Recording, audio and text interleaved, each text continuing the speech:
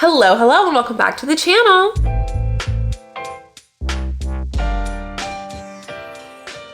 All right, you guys, today we are going back in the dressing room, and today we're talking about Urban Outfitters. We have brought up Urban Outfitters before on this channel when we talked about Free People because their founding is sort of intertwined. In the 1970s, Dick Hayne opened a store and called it Free People in West Philadelphia. When the store eventually grew from 1 to 2 storefronts, they changed the name to Urban Outfitters, and Urban Outfitters was the first brick and mortar store that sort of operated to sell the private label designs of Free People. Nowadays, Urban Outfitters Incorporated, the parent company, they own Anthropology, Free People, Beholden, and of course Urban Outfitters. The Urban Outfitters brand targets young adults with a mix of women's and men's fashion apparel, footwear, beauty and wellness products, accessories, activewear, as well as music, primarily vinyl records and cassettes, and other random items from water bottles to Polaroid cameras. Urban Outfitters is a fast fashion retailer that ranks not good enough on goodonyou.eco, which is my resource for brand ethicality. Like many large retailers, they state that there's no evidence that its policies regarding labor and transparency in the supply chain are actually effective. What's new with this series? Let's be honest. My experience with Urban Outfitters is pretty limited.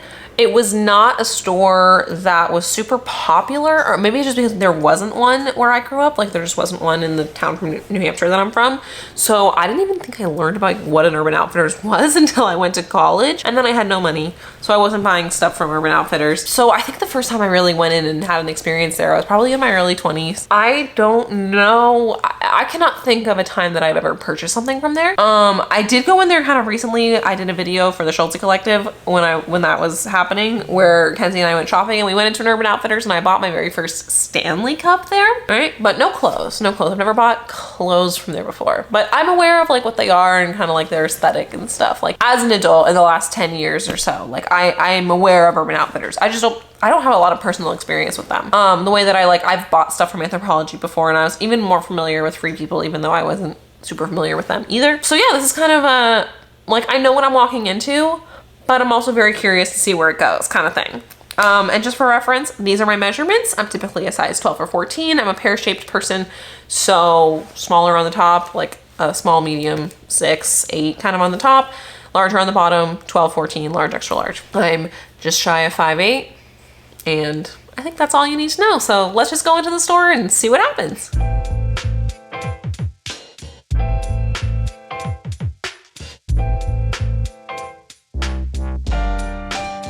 All right, my first impression is that this is a very large, very trendy store for young people. And I'm just gonna quickly give my little caveat. When I say young people, I don't mean that people my age can't shop there. I also know that I am still quite young, right? I'll be 32 next month. But more so just that's my way of explaining clothes that I wouldn't necessarily wear, but that I would have worn when I was younger. Doesn't mean that people my age can't wear them or older can't wear them, right? That's my little caveat. It's not a judgment, just a way of phrasing things for me. A lot of the pieces in the store were really interesting, but they definitely leaned trendy as opposed to a bespoke, intentional brand design, the way I sort of felt about a lot of the Free People styles, which were trendy, but also felt very Free People-esque. This felt more just generic, young, trendy. I also noticed there was kind of a Western chic vibe, especially in a lot of the designs that were up towards the front of the store, which is potentially a trend that's happening right now that I'm unaware of. I'm unaware of almost every trend, so let's be honest. I looked around at sizes, and it looks like in store they went up to a size 14 or a 33 or an extra large, depending on the item.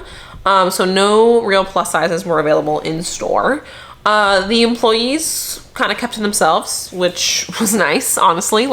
I like chatting with an employee, but when I'm just there to shoot these videos, sometimes I'm don't talk to me, because I feel bad knowing that I'm probably not going to buy anything, but I'm going to try on a lot of stuff. Another thing that I really liked about the store was that they had shopping bags available. So I could put things in the bag as I was going, because I obviously pick up a lot of stuff during this sort of filming process.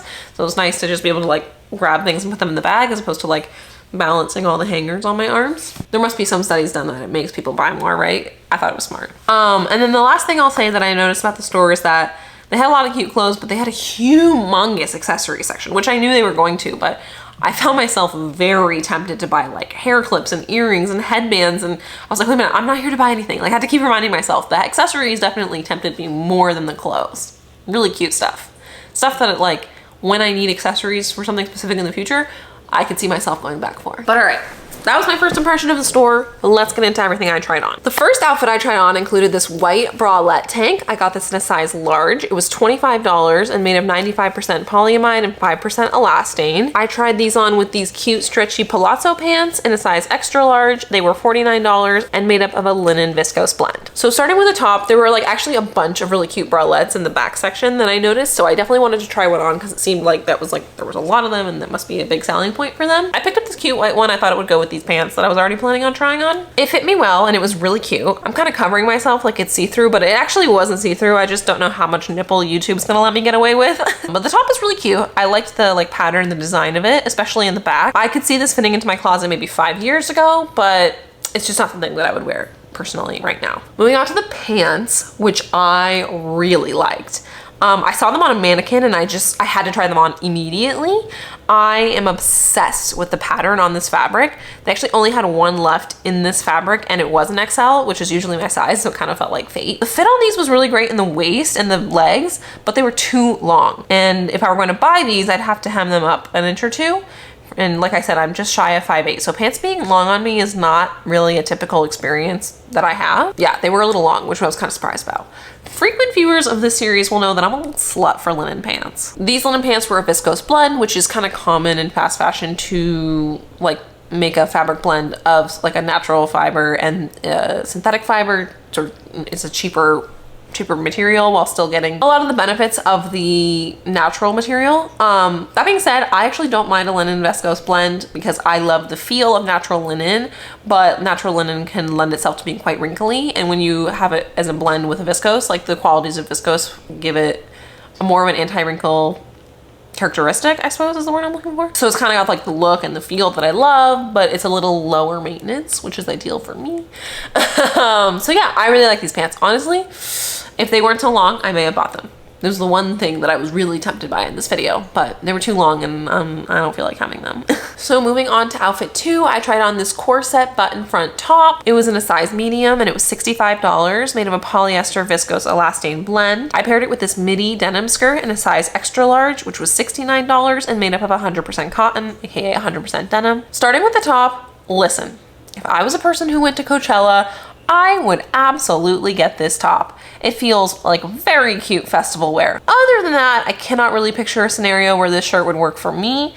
Definitely not within my own life. It is really cute though, although the structure is a little odd. It had ribbing like a corset in the back, but it felt open in the front intentionally. So it kind of made you wonder like what all that structure was built in for. But I really enjoyed the whimsical shoulder ties and the lace detail. I'm just not the intended consumer for this piece, and that's fine. But it's cute, it's fine. A little overpriced, but you know, obviously this was a trendier piece that they were pushing as part of their like sort of main aesthetic in the front displays of the store. So that stuff is always gonna be price hiked a little bit because interest is sort of peaking for clothes like this, I suppose. All right, let's talk about the skirt. So the extra large was too big on me and I was quite shocked because especially in pure denim, that's almost never the case. So I am really confident in saying that this BDG label runs slightly oversized. I actually went back and I grabbed the large after I tried everything else on. That's why I'm wearing a different shirt. And the large fit me perfectly. So there's that.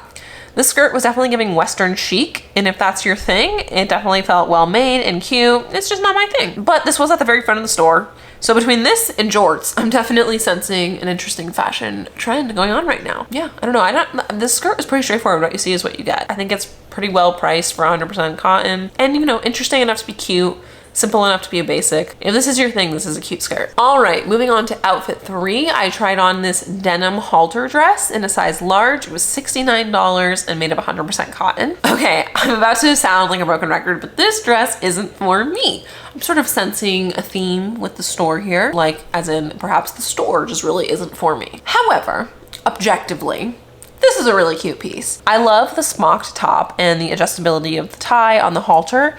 There's elastic running through the back, which gives it more stretch, more flexibility. The denim is also incredibly soft and lightweight and comfortable. I love the skirt of this dress a lot.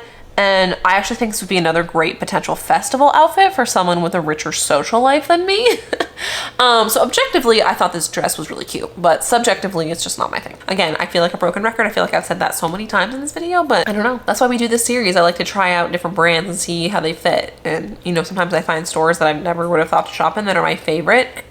check out the series next week. And sometimes I shop at stores that I've been really interested in, like this, and they aren't my thing. You know, what we live and we learn. And we move on to outfit number 4. Outfit number 4 consisted of this white smocked tee. This is a size large/extra large. It was $29, made of a polyamide elastane blend. And I paired it with these floral capris in a size 12. They were $39 and made of a viscose nylon elastane blend. Starting with the shirt is really cute. I'm a sucker for some good smocking. I always feel like it's really flattering because it conforms to anyone's shape. In general, this is just kind of a twist on a basic white tee. The high neck and low back were fun. The synthetic fabric blend and the feel of the shirt in my hands had me questioning the longevity of this piece, but for the cute design, I will say I thought it was appropriately priced. One of the only appropriately priced pieces in the store at only $29. So I kind of could forgive some of its shortcomings because I felt like it was being presented and priced appropriately. If that makes any sense. It was really cute. I liked it. I did not like the pants I paired it with. So these capris, it's just one of those weird pieces that technically fit me, but was so horrifically unflattering it looks like it didn't. Like it kind of, looking back at the footage, looks too tight, but it was actually a little loose in the waist. So this was definitely my size.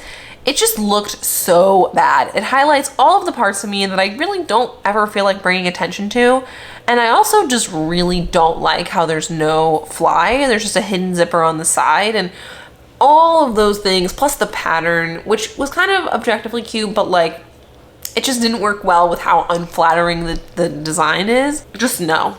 Honestly, for these pants, just like no. All right, outfit 5 was this purple shirt dress. I tried this on in a size medium. It was $69 and made of 100% polyester. Way overpriced for polyester, but whatever. So this was another piece that was like towards the very front of the store. When I tried this on buttoned all the way up like a dress, it was too small. I kind of thought it might be because the mannequin at the front of the store was wearing it unbuttoned over a pair of jeans. So that's why I grabbed the size medium, because I thought that's what size I would be as like for it to be like a shirt, which was kind of how they were wearing it, right? And so as a dress, of course, it was too small. But then once I unbuttoned it and I wore it the way that the mannequin was wearing it, it definitely looked a lot better. We're veering once again into looks that I think would be great at Coachella, but that are not relevant to my life. So the pros of this are that I really like the color and the lace detail and the construction of the bodice and the sleeves.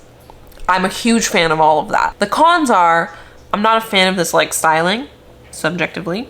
And also, objectively, for 100% polyester, it's aggressively overpriced. Very like trend specific pricing, I would imagine. So you'll be unsurprised to hear I did not make any purchases at Urban Outfitters today, but I enjoyed the experience. First of all, it's always interesting to see like the micro trends. So like right now we're obviously going through some kind of Western chic micro trend, which I think is hilarious and fascinating.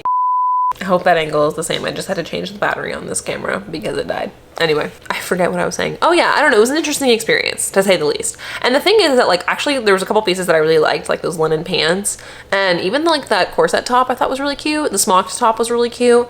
Just definitely more statement pieces when I'm currently trying to have more basics in my wardrobe. I don't know. My brain works in mysterious ways when it comes to the clothes that I like and don't like. That being said, that's all I got for you. If you enjoyed this video, give me a thumbs up. And if my experience at Urban Outfitters differs from your experience at Urban Outfitters, or you disagree with any of my opinions in this video, let me know. And by the way, this Inside the Dressing Room series is a series that I try and do once a week-ish because people really like it. And I have been really personally enjoying it as well. It's all in my fashion playlist on my channel if you want to catch up on all the other ones, if this is something that you find really interesting. Or if you're my size and you want to see me in other different aesthetics and different stores, definitely check it out. The stores I go to are built from a list of recommendations from you guys. So if you have other stores you want to see me do, make sure you comment down below. And yeah, that's all I got for you today.